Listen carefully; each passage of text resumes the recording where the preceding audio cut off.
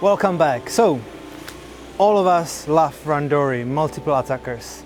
It looks fantastic when you see it in the videos, how it's performed, so flamboyant, people are moving around, almost without being touched, they're falling down on the ground. One of the reasons why I started doing Aikido, what really drew me into it was seeing this one person in the middle and 5 or 10 people attacking them and they just falling down like a pears. This is one of the basic reasons why so many people think that Aikido doesn't work. And you know what? I would agree with that. Because you have to have the reality check of what it's really like when people are trying to punch you down, when it's more than one person that is trying to take you down, how you're gonna react. Forget about the fact that someone grabs your hand and you just do that and they're just gonna go down. It looks great on the screen, but it's not real. You could be training this for years and you could develop some really fantastic skills. In reality, no one will come to you and just grab your hand. This is what you see everywhere. People just leaving their punches outside for you to just do the nice technique on it. Come on, it doesn't work. If someone is trained and they're coming onto you and they just punching, kicking, you're gonna have to look at what really happens when you being faced with 2 or 3 men's fight. So I'm now being faced with 3 attackers. Punches are coming from all the sides. I've got a guy in front of me, he pushes me, then he starts throwing punches. You can see that I can't even see the guy behind me that actually grabs my neck and starts sort of choking me. Then at the same time, I've got another guy coming from the side. So I'm actually being killed in that situation. All I've got time for is just to make sure that I try to cover my face and just not get knocked out. So this is really difficult situation to be in. Someone comes up to you and just starts going for you. They push you, they start punching you. Now you have to be able to cover your most vulnerable parts. So you need to cover your face, you need to cover it in the way that you can actually still see, and you need to keep moving around. At the same time, just watch what's going on around you because you never know if someone is behind you or someone comes from the side.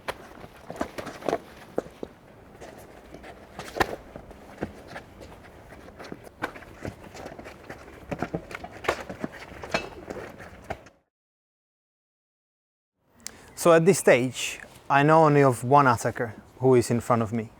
I'm not actually aware of anyone else coming from the side or behind me. But I see him, he pushes me, and I need to start dealing with this because the next thing that he's doing is, whoa, he's swinging a punch. Now, I'm gonna deceive him.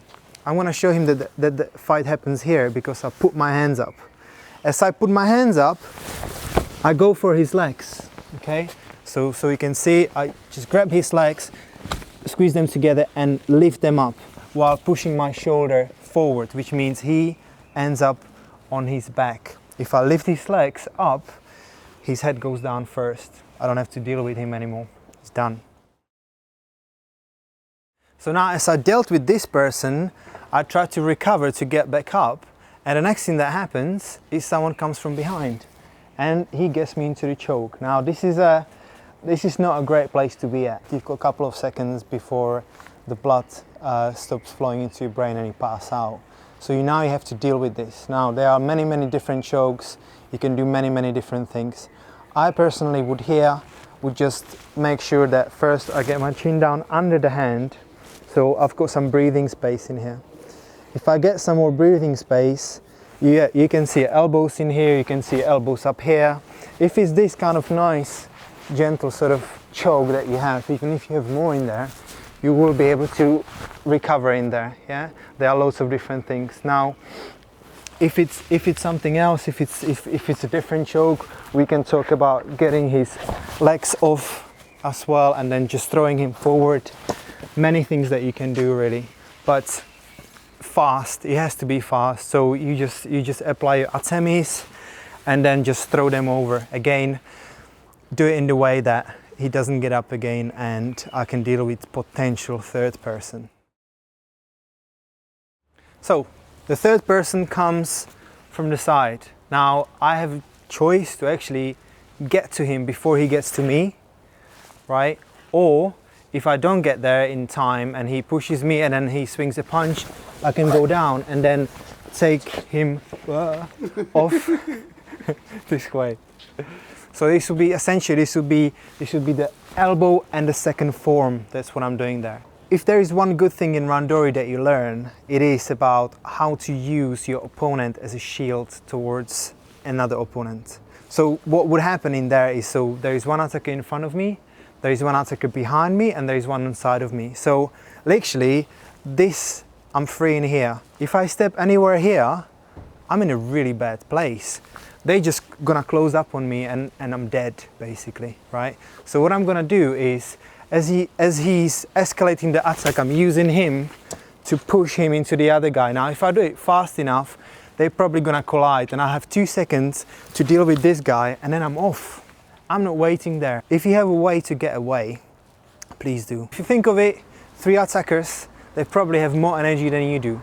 If you're in that situation and you're kind of getting there for so long, for so long, you will tire yourself out and you will have no energy left. So try to finish the situation fast, because the longer you go, less energy you will have to keep going, and the chances are that someone will take you down at the end of this.